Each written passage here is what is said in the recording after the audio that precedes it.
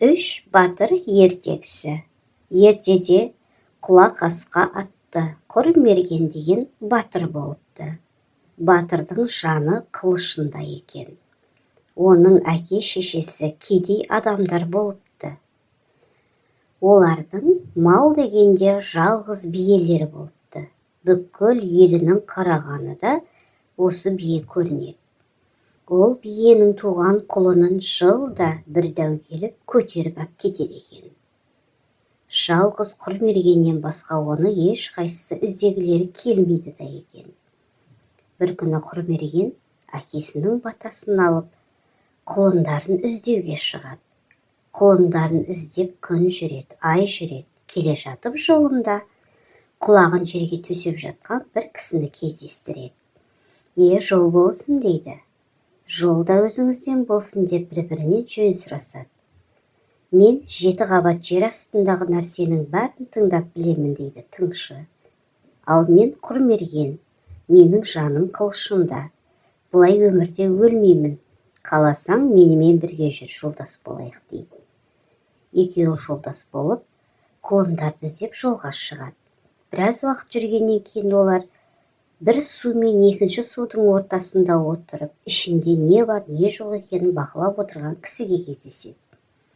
Жөн сұрасып, жолдас болып үшеуі жолға шығады.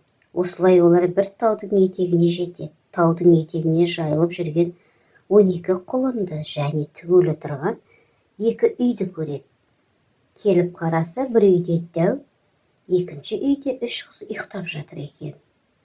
Олар қыздар жатқан үйге кіріп, кім бар деп сұрайды. Сол кезде қыздардың кішісі оянып, сендер кімсіңдер, тез кетіңдер. Бұл жерде келесі үйде дәу жатыр. Оянып кетсе, біріңді қалдырмайды деп сыбырлай жауап береді. Дәудің тұтқындары көршілес елде тұратын саудагердің қыздары екен. Олардың үшеуі де сұлу әрі ақылды екен. Қыздарды, құлындарды босатпақ болған 3 батыр алдыңғы үйге кіріп дәуді өздері оятады. 60 күн алысып, ақыры дәуді өлтіреді. Осылай дәуді өлтірген 3 батыр қыздарды ертіп, құлындарды айдап елдеріне қайтпақ болады. Жол жөнекей 2 жолдасы құр мергенмен қоштасып елдерінде қалады. Құр мерген құлындарды айдап, қыздардың кенжесін естіріп ауылына жетеді. Оны көрген әке-шешесі ел жұрты қуанып, кішігірім той жасайды. Батырдың 7 күн ұйықтаса, 7 күн ұйықтамайтын әдеті бар екен. Сол 7 күн ұйықтап жатқан кезінде дәудің шешесі Мыстан құр мергеннің баласының кегін алу үшін құр мергеннің ауылына келеді. Батырдың келіншегін алдап, күйеуінің жаны қай жерінде, соны неге сұрап білмейсің? Мүмкін саған сенбейтін болар деп азғырады. Шығып кеткенсіп, қызға көрінбей үйдің бір жерінде тығылып қалады. 7 күн өткен соң батыр ұйқысынан оянады. Сонда әйелі қиылып, сенің жаның қай жерінде деп сұрайды. Менің жаным қылышымда деп күйеуі жауап береді. Оны естіген кемпір батырдың қылышын ұрлап алып дарияға лақтырып жібереді.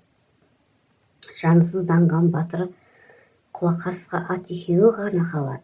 Ал Мыстан әйелі мен құлындарды көрші елдің қанына тарту қылады. Ауылында қалған құр мергеннің тек кірпігі ғана қимылдап жатады. Осы кезде тыңшы отырып, жолдасының жансыз болып жатқанын біліп құтқармақ болады. Ол баяғы су бойындағы жолдасын ертіп шығады. Екеуі құр мерген батырдың ауылына келеді. Ауылдан сәл тысқары жерде бір демінің қарайып тұрғанын байқайды. Жақындап келіп қараса, бұл достарының қу сүйегін желпіп тұрған құр мергеннің аты екен. Екеуі қастарына жеткен сол еді, батырдың аты өліп қалады. Ал батырдың кірпігі ғана қимылдап жатыр екен. Сонда суды бақылайтын досы 7 дарияны ұртымен көре бастайды. Қарап отырып, батырдың қылышын тауып алады. Қылышын алып қолына ұстатқаны сол еді, құр мерген орнынан ұшып тұрады. Баяғы күш жігері қайта оралады. Енді ол әйелі мен құлындарын іздеуге шығады. Жолда олар бірнеше қиындықтарға тап болады. Ақыры бір жерге келгенде батыр өзінің жайылып жүрген құлындарын көріп қалады. Енді үшеуі батырдың әйелін, ат болған құлындарын алып қашуға қолайлы уақыт күтіп жатады. Түн ортасы болғанда мерген әйелін көтеріп қаша жөнеледі. Ал достары батырдың аттарын айдап әкетеді. Аттардың шабысынан оянған хан оларды ұстап әкелуге баяғы мыстанды жібереді. Қашып келе жатқан үш дос кемпірдің алдынан 7 қабат дарияны шығарады. Осы жолы мыстан тағы да қызды азғырмақ болады, бірақ бұл жолы қыз оған алданбайды. Мыстан сонда қызға «Мына дариядан қалай өттің?» деп сұрайды. Сонда қыз мыстанға «2 етегіме тас толтырып өттім» дейді. Қыздың айтқан істейін деп алданған мыстан суға батып өледі. Мақсатына жеткен батырлар елдеріне қайта оралады. Құрмерген еліне әке-шешесіне оралып, үлкен той жасайды. Жылқыларын еліне қайтарып береді. Әйелі ұл тауып, бақытты ғұмыр кешеді.